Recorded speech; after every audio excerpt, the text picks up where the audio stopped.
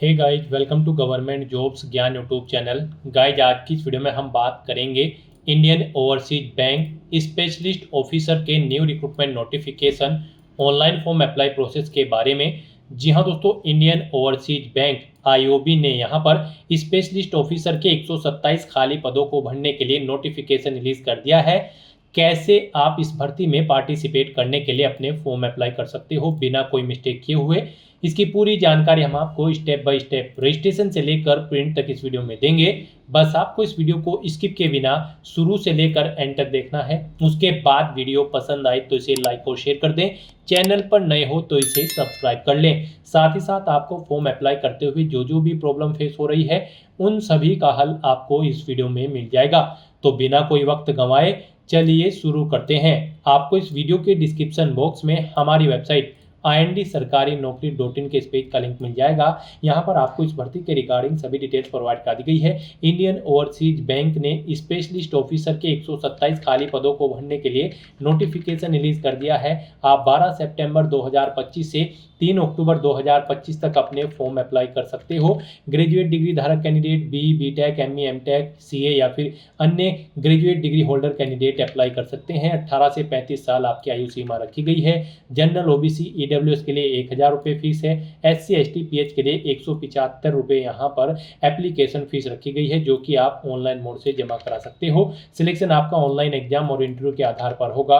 आप all India से online mode में अप्लाई कर सकते हो। उसके लिए आपको इस पेज को नीचे स्क्रॉल डाउन करते हुए इंपॉर्टेंट लिंक सेक्शन में आना है।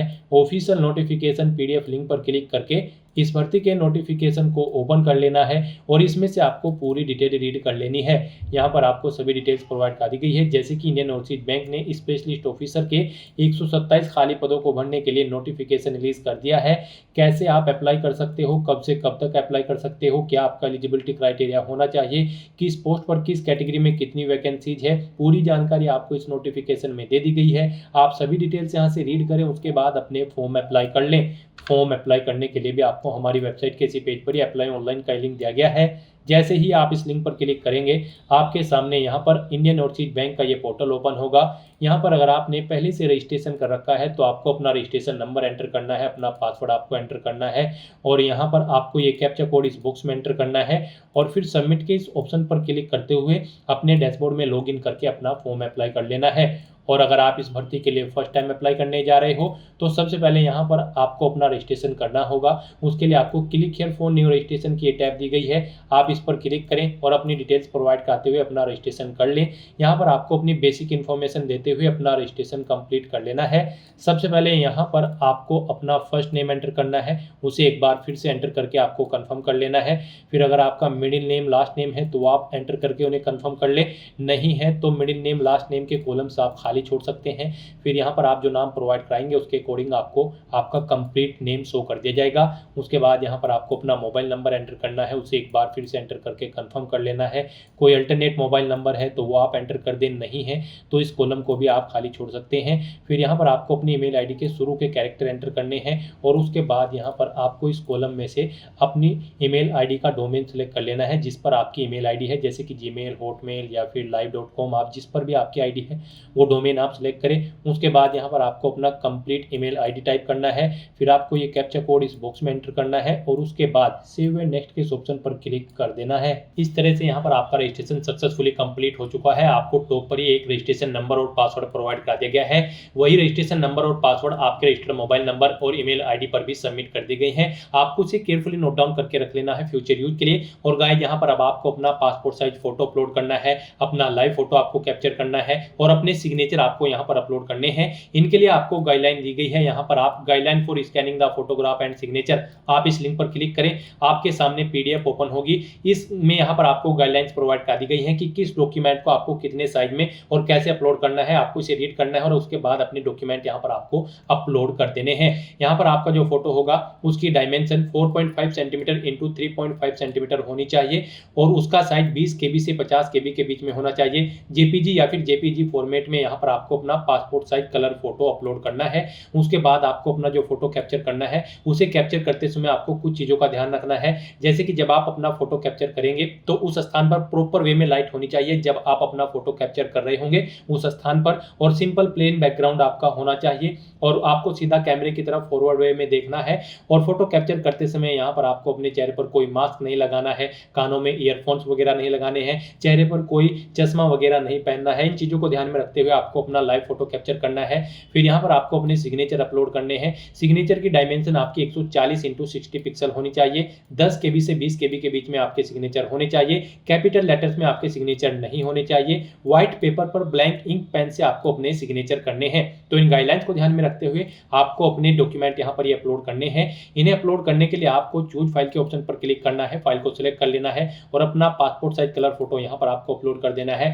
फिर यहाँ पर आपको कैप्चर फोटो के ऑप्शन पर क्लिक करके अपना लाइव फोटो कैप्चर कर लेना है, या फिर फोटो कैप्चर करने के लिए आपके पास यहाँ पर एक और ऑप्शन है, आप क्लिक हियर टू स्कैन के इस ऑप्शन पर क्लिक करें। ये QR कोड आपको शो होगा, इसे आप अपने मोबाइल से स्कैन करें और अपना फोटो कैप्चर कर लें। फिर यहाँ पर आपको इस चेकबॉक्स को ओके करना है। उसके बाद आपको अपने सिग्नेचर अपलोड करने हैं। उसके लिए आपको चूज फाइल के इस ऑप्शन पर क्लिक करना है, फाइल को सिलेक्ट कर लेना है और अपने सिग्नेचर यहाँ पर आपको अपलोड कर देने हैं। फिर आपको इस चेकबॉक्स को ओके करना है और गाइस फिर आपको यहाँ पर नेक्स्ट के इस ऑप्शन पर क्लिक कर देना है। नेक्स्ट आपके सामने कुछ इस तरह से इंटरफेस ओपन होगा। अब यहाँ पर आपको अपनी बेसिक डिटेल देनी है। सबसे पहले यहाँ पर आपको Indian Overseas Bank specialist officer की पोस्ट सेलेक्ट करनी है।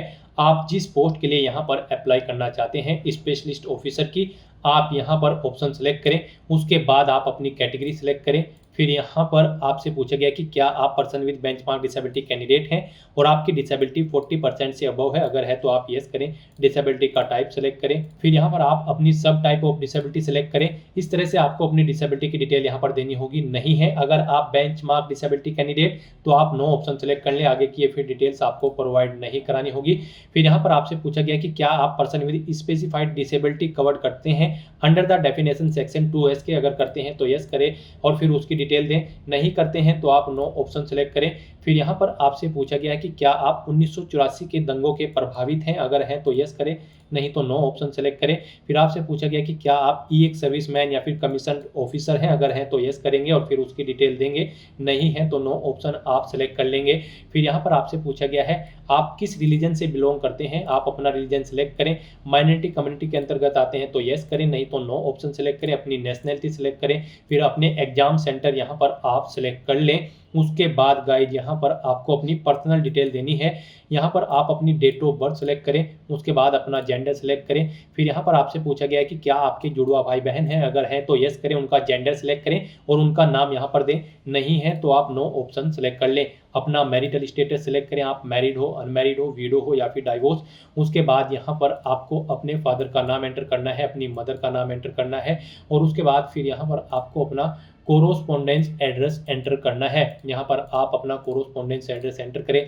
फिर आप अपना परमानेंट एड्रेस यहाँ पर एंटर करें और अगर आपका परमानेंट एड्रेस आपके कोरोस्पोंडेंस एड्रेस के अकॉर्डिंग सेम है तो आप इस चेकबॉक्स को ओके कर दें। ऑटोमेटिकली आपका परमानेंट एड्रेस आपके कोरोस्पोंडेंस एड्रेस के अकॉर्डिंग फिल हो जाएगा। उसके बाद यहाँ पर आपको अपना GST इनवॉइसिंग एड्रेस सेलेक्ट कर लेना है। आप इस भर्ती प्रोसेस के दौरान जिस एड्रेस पर कम्युनिकेट करना चाहते हैं वो एड्रेस आप सेलेक्ट कर लें। फिर यहाँ पर आपको आपकी कैटेगरी के अकॉर्डिंग एप्लीकेशन फीस का अमाउंट देखने को मिल जाएगा। इस तरह से अपने सभी डिटेल्स यहाँ पर फिल करने के बाद फिर आपको वैलिडेट योर डिटेल के इस ऑप्शन पर क्लिक करके अपनी ये सभी डिटेल्स वैलिडेट कर लेनी है और फिर आपको सेव एंड नेक्स्ट के इस ऑप्शन पर क्लिक कर देना है। नेक्स्ट यहाँ पर आपको अपनी क्वालिफिकेशन, एक्सपीरियंस और लैंग्वेजेस की डिटेल प्रोवाइड करनी है। गाइज इस भर्ती में पार्टिसिपेट करने के लिए आप ऑफिशियल नोटिफिकेशन में से चेकआउट कर सकते हो कि Indian Overseas Bank specialist officer की किस पोस्ट पर अप्लाई करने के लिए क्या आपकी क्वालिफिकेशन और एक्सपीरियंस होना चाहिए।